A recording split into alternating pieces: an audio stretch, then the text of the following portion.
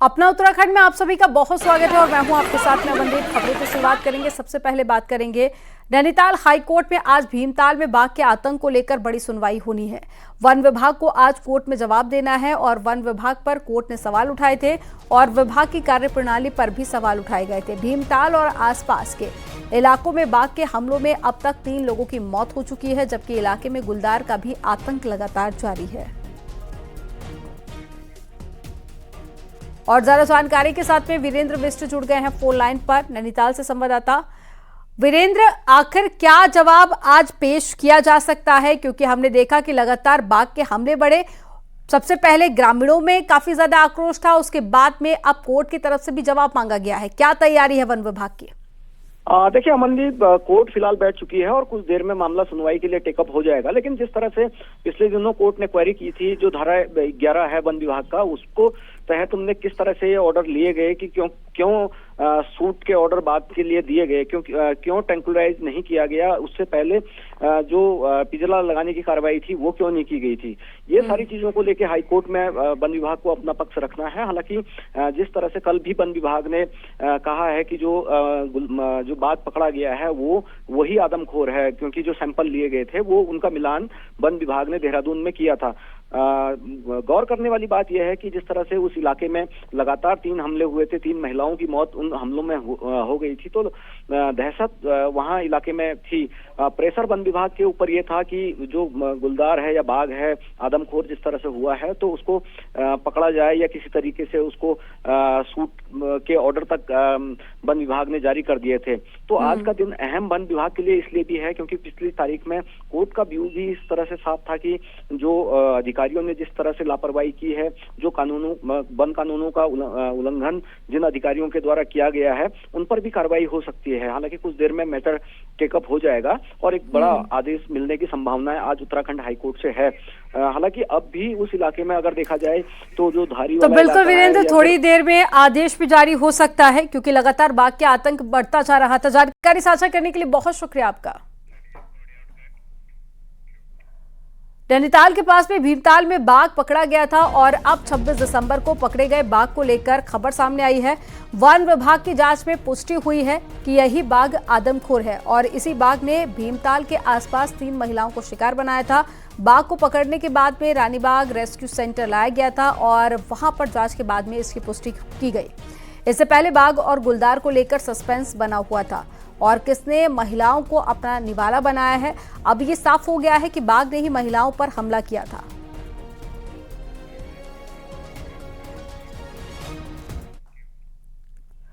देहरादून से लगे सिंगली गांव में गुलदार ने 4 साल के बच्चे को अपना शिकार बना लिया। 7 से 15 दिसंबर के बीच में नैनीताल में भी 3 महिलाओं को बाघ ने शिकार बना दिया और पूरे पहाड़ में जंगली जानवरों की दहशत बनी हुई है। एक रिपोर्ट आपको दिखाते हैं।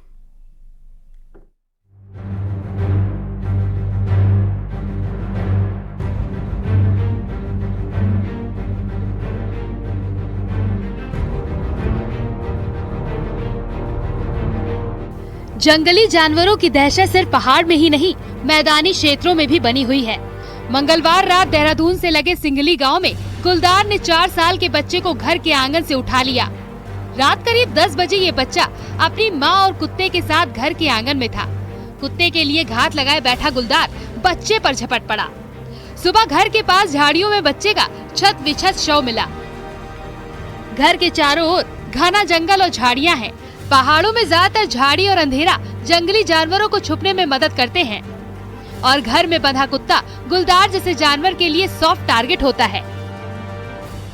तो बरामदे से लगती सीढ़ी से उसको उठा के लेके गया वो, और उसके पास शायद कुत्ते का बच्चा था। अब पता नहीं सर वो उसमें आया हुआ था कि क्या वो, लेकिन वो बच्चे को शिकार बना के लेके चला गया। वो जैसे वो मम्मी यहाँ से गई, वो वहाँ से बाउंड्री फांद के नीचे को निकल गया। पहले हम लाया मेरे बच्चों को, मेरे नाती को ले गया उठा के। क्या बोल सकते हम, तो जल्द से जल्द पकड़ने की कोशिश करिए और इस गांव से उसका दफला कर दिए, नहीं तो हम पूरे जंगल में आग लगा देंगे। हम हमारा बस का नहीं है, हमारा नुकसान हो गया हमारा। नवंबर और दिसंबर में 10 लोग मारे गए और 20 लोग घायल हुए। इनमें से 3 को गुलदार ने तो 7 लोग बाघ के हमले में मारे गए। अक्टूबर में 8 लोग मारे गए, जिनमें गुलदार ने 2 और टाइगर ने 3 लोगों का शिकार किया, तो वहीं 3 लोगों की सांप के काटने से मौत हुई। अकेले अक्टूबर में 32 लोग जंगली जानवरों के हमले में घायल हुए। उत्तराखंड में पिछले 3 महीनों से ये हमले ज्यादा बढ़ गए हैं और इसके बहुत से कारण हैं। खासकर सर्दी और कोहरा सबसे बड़ी वजह बनकर सामने आए हैं। दिन की रोशनी का समय कम होता है, कोहरा भी कई बार होता है, जिसके कारण वन्य जीवों को आबादी के आसपास आने का मौका मिल जाता है और जहां दुर्घटना की संभावना बढ़ती है। तो मैं आपके माध्यम से विशेष रूप से इस प्रदेश की सम्मानित जनता से निवेदन करूंगा कि अभी के जो ये जाड़े के महीने हैं, ये इस दृष्टि से थोड़े संवेदनशील हैं। जंगली जानवरों के हमले वाले एरिया में वन विभाग ने अपनी गश्त बढ़ा दी है। जगह जगह हिंसक जानवरों को पकड़ने के लिए पिंजरे लगाए गए हैं। बावजूद इसके आपकी सतर्कता जरूरी है। खासकर रात के समय छोटे बच्चों को अकेले घर से बाहर ना निकलने दें।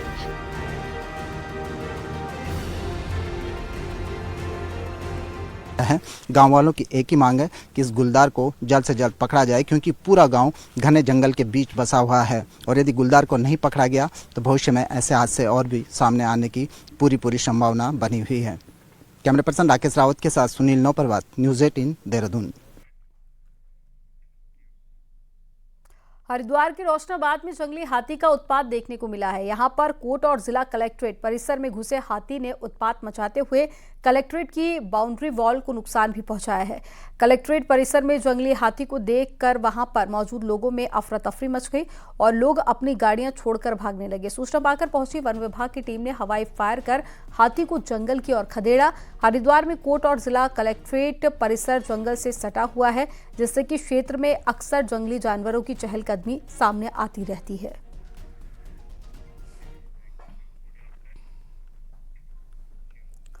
रुड़की के गंगनहर कोतवाली क्षेत्र के पनियाला रोड पर 3 बाइक सवार बदमाशों ने घर में घुसकर एक व्यक्ति पर ताबड़तोड़ फायरिंग करना शुरू कर दिया, जिसकी मौके पर ही मौत हो गई। सूचना मिलते ही पुलिस मौके पर पहुंची और शव को कब्जे में लेकर पोस्टमार्टम के लिए भेजा गया। जानकारी के मुताबिक मृतक के प्रॉपर्टी डीलर का काम भी करता था। एसएसपी ने कहा है कि सभी पहलुओं पर जांच पड़ताल करेंगे।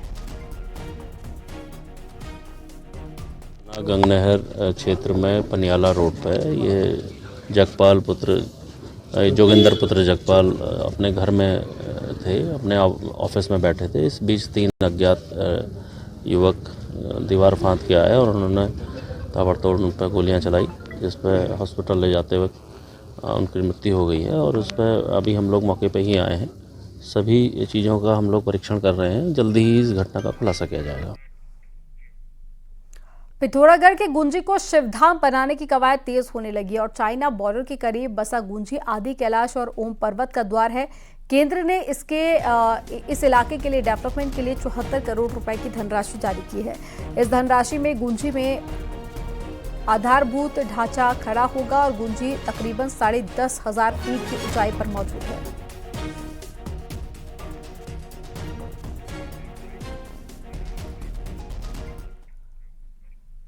अल्मोड़ा जिले के चौखुटिया के रामगंगा नदी के किनारे भारतीय पुरातत्व सर्वेक्षण जल्द ही खुदाई कर सकता है।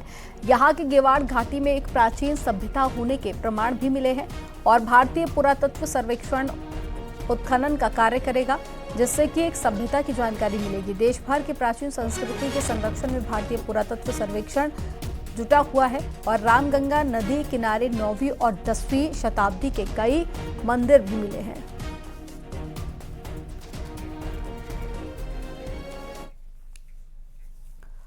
उत्तराखंड के बेरोजगार युवाओं के लिए नए साल में सरकारी नौकरी का पिटारा खुलने जा रहा है।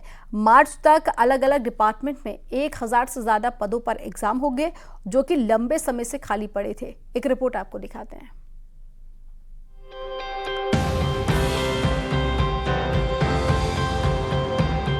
साल 2024 उन बेरोजगार युवाओं को नौकरी में भर्ती होने का एक मौका देगा जो लंबे समय से सरकारी नौकरी के इंतजार में और सरकारी नौकरी की तैयारी में हैं। अधीनस्थ सेवा चयन आयोग ने 10 मार्च तक अलग अलग डिपार्टमेंट में नौकरी के पद पर एग्जाम करवाने की तैयारी कर ली है। ग्रेजुएशन से लेकर इंटरमीडिएट स्तर के करीब 300 पोस्ट पर जनवरी में एग्जाम होंगे, जबकि पशुधन प्रसार अधिकारी इंस्पेक्टर लेवल के 136 पद पर फरवरी में लिखित परीक्षा होगी। सबसे बड़ा एग्जाम LT का 10 मार्च को 657 पोस्ट पर निर्धारित है। आयोग मानता है कि इन परीक्षाओं में प्रदेश के कई युवाओं को मौके मिलेंगे। उनका हम 11 मार्च से कोशिश कर रहे हैं कि उनके फिजिकल एग्जाम हो जाए उस संबंध में, क्योंकि पुलिस का इन्वॉल्वमेंट होगा। हमारी DG श्री अभिनव कुमार जी से बात हो गई है और फिर अमीन है कुछ PWD के और कुछ व्यायाम के टीचर हैं। इनके एग्जाम भी हम लोग फरवरी तक कंप्लीट करा देंगे इनका। उसके बाद हमारा सबसे बड़ा एग्जाम जो होगा वो LT है। LT में करीब दोनों मंडलों में करीब 1000-1200 के ऊपर पोस्ट हैं।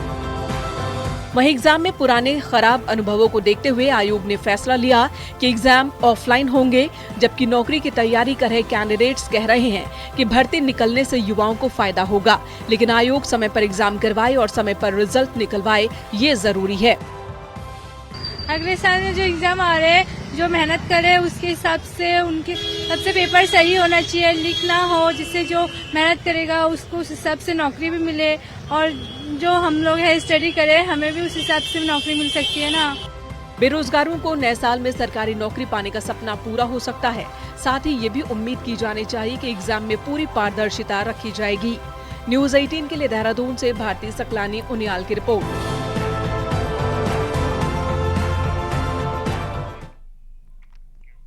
उत्तरकाशी के जंगलों में पिछले 11 दिनों से लगी आग की घटना पर वन विभाग ने काफी हद तक कंट्रोल पा लिया है, लेकिन पिछले 11 दिनों से जंगलों में लगी आग के कारण धुंध छाई हुई है, जिसके कारण जिले के इलाकों में कड़ाके की ठंड भी पड़ रही है। और पूरे जिले में धुंध के कारण पिछले 11 दिनों से धूप नहीं निकल पाई है। अभी भी कुछ जगह पर आग की घटनाओं से धुंध दिखाई दे रही है।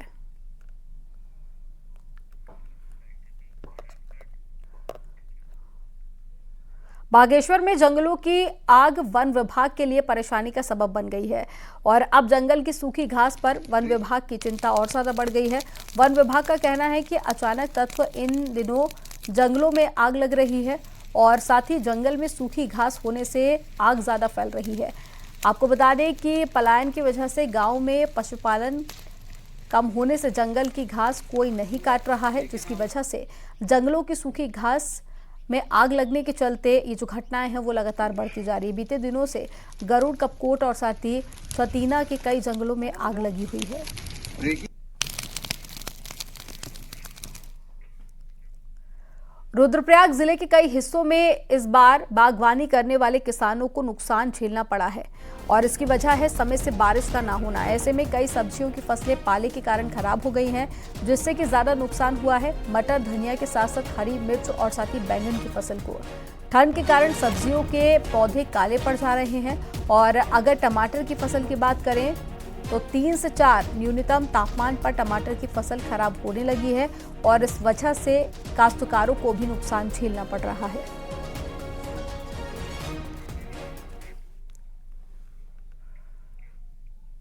पहाड़ों में कड़ाके की ठंड पड़ रही है और लंबे समय से बारिश नहीं होने से फसल सूखने के कगार पर आ गई है। घाटी क्षेत्रों में कोहरा लगने से और भी ज्यादा ठंड बढ़ गई और रात भर पाला गिर रहा है और सुबह कोहरे से ठंड बढ़ गई है।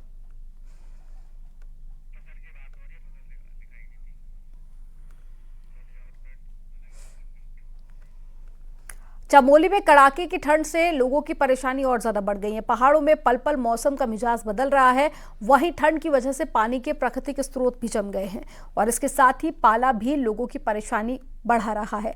हालांकि पहाड़ों में बारिश और बर्फबारी का इंतजार भी लोगों को हो रहा है।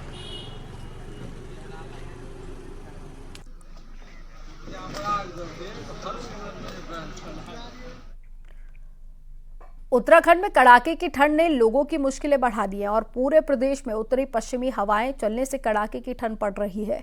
वहीं मौसम विभाग ने ऊपरी इलाकों में बर्फबारी का पूर्वानुमान जताया है और इसके साथ ही 30 दिसंबर को उत्तरकाशी, चमोली, रुद्रप्रयाग, अल्मोड़ा, पिथौरागढ़ में बारिश का अलर्ट भी जारी किया गया।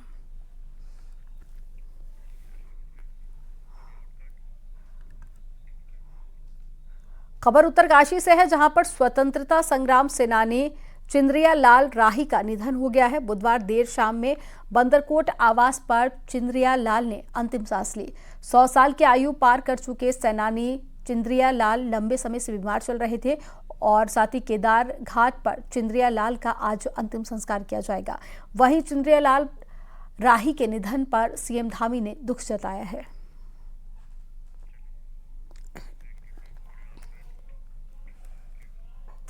ज्योतिष पीठ के शंकराचार्य स्वामी अविमुक्तेश्वरानंद सरस्वती उत्तराखंड के 4 धामों की शीतकालीन तीर्थ यात्रा का संदेश लेकर मां यमुना के शीतकालीन प्रवास खरसाली में पहुंचे और जहां पर उनकी मौजूदगी में मां यमुना के मंदिर में भव्य आरती का आयोजन किया गया। इसके बाद में उन्होंने पूरे देश को 12 महायात्रा का संदेश दिया। गुरुवार सुबह उन्होंने मां यमुना के शीतकालीन मंदिर में पूजा अर्चना की और इस मौके पर बड़ी संख्या में पुरोहित और स्थानीय लोग भी उनके साथ में मौजूद थे। श्री अविमुक्तेश्वरानंद महाराज जी यमुनोत्री धाम में पधारे हैं। उनका उद्देश्य 4 धाम यात्रा को पूरे 12 महीने सुचारू रूप से चलाना है और हम इस पहल का स्वागत करते हैं, अभिनंदन करते हैं और इससे हमारे 4 धाम से जुड़े हुए जितने भी लोग हैं सभी युवाओं को, क्षेत्र के लोगों को पूरे 12 महीने रोजगार मिलेगा। पहाड़ों में मौसम सर्द है लेकिन भक्ति के रस से माहौल काफी ज्यादा गर्म है। अयोध्या चलो का नारा बुलंद हो चुका है। क्या बुजुर्ग, क्या जवान, क्या बच्चे, हर कोई 22 जनवरी का इंतजार कर रहा है।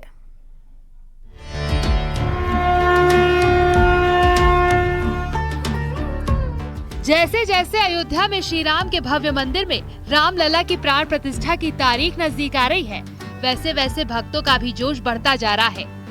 पहाड़ इन दिनों भीषण ठंड की चपेट में है, लेकिन यहाँ के लोगों में भी भगवान राम के लिए भक्ति भावना हिलोरे मार रही है।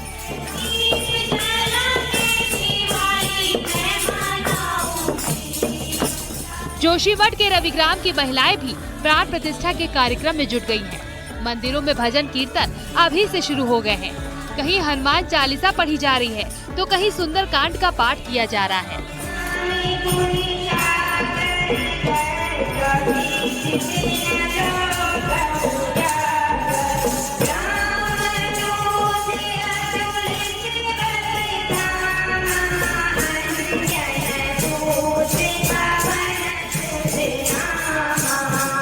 22 दिसंबर से हम राम मंदिर का कीर्तन भजन में लीन हो रखे हैं। हमें बहुत खुशी हो रही है कि हमारे रहते हुए राम मंदिर का दर्शन हो जाए। हमारी इच्छा है कि हो सके तो हम भी जा पाएंगे।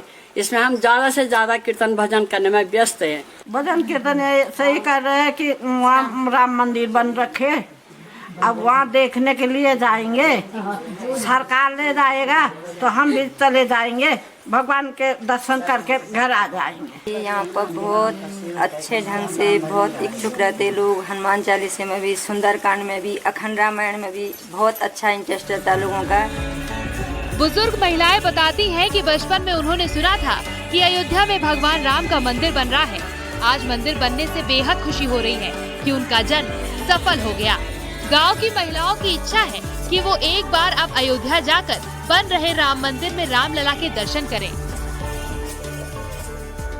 हमने बहुत 30-35 साल पहले सुना था कि अयोध्या में राम मंदिर बन रहा, पर आज तक कोई मंदिर बनाने में बड़ा व्यवधान हुआ। पर आज हमको मंदिर बनते हुए बहुत खुशी हो रही कि हमारे रहते हुए ये मंदिर बन गया। हमको बहुत खुशी हो रही है, राम मंदिर बन गया तो हमको भी जाने की इच्छा भी हो रही है। और बहुत पहले से ये विवाद हो रहा था राम मंदिर पे, लेकिन अब बन गया है तो सभी को खुशी है इस बात की। 22 जनवरी को जब अयोध्या में रामलला अपने मंदिर में विराजमान होंगे, तब पहाड़ में हर घर में भजन कीर्तन और सुंदरकांड के पाठ के आयोजन की योजना है। कई जगह तो अखंड रामायण के पाठ की भी तैयारी की जा रही है, जिसके लिए लोग अभी से उत्साहित हैं और ये उत्साह धीरे धीरे और बढ़ता जा रहा है। न्यूज़ 18 के लिए जोशीमठ से नितिन सेमवाल की रिपोर्ट।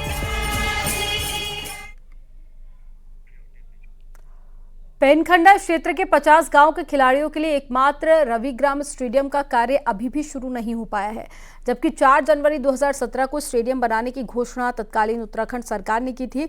अब स्थानीय खिलाड़ियों को सरकार से आशा है कि वे जल्द ही इस स्टेडियम का निर्माण कार्य शुरू करेगी और स्थानीय युवाओं और खिलाड़ियों का कहना है कि सरकार प्रदेश ऐतिहासिक फैसला कर रही है और ऐसे में आने वाले समय में जोशीमठ में भी स्टेडियम बनकर तैयार हो जाएगा।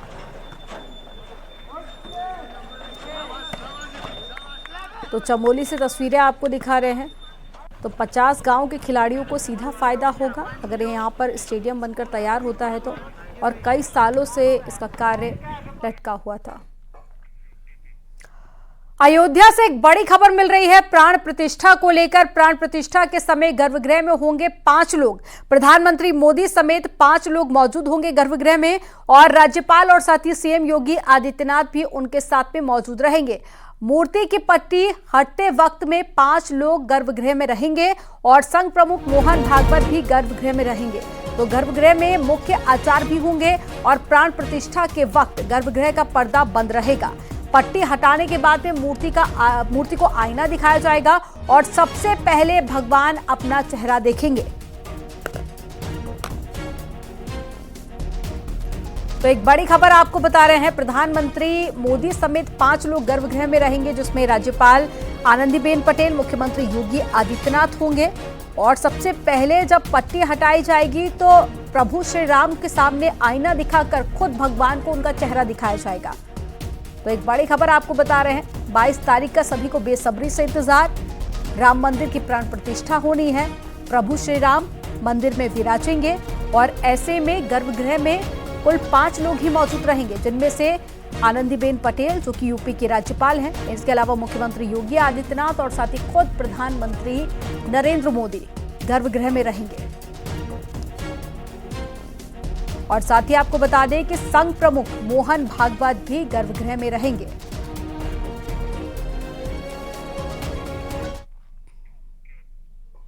और यहां पर वक्त हो गया एक छोटे से ब्रेक का। आप देखते रहिए न्यूज़ 18।